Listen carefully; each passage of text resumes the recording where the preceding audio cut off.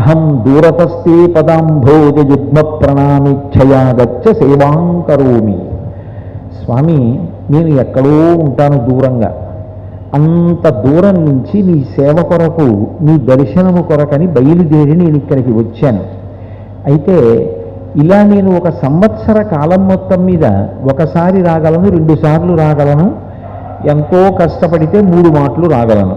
కానీ 365 రోజులు రాలేను కదా.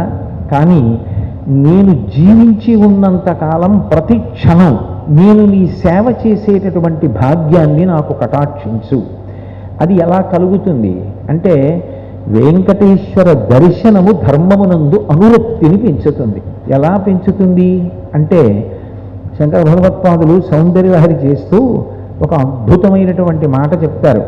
జపో జల్పశిల్పం సకలమపి ముద్రా విరచన గతి ప్రాదక్షిణ్యాక్రమణమశనాద్యాహుతి విధి ప్రణామ సందేశ సుఖమఖిలమాత్మార్పణ దృశ సపర్యాపర్యాయస్తవ భవతు ఎన్ని విలసితం అంటారు.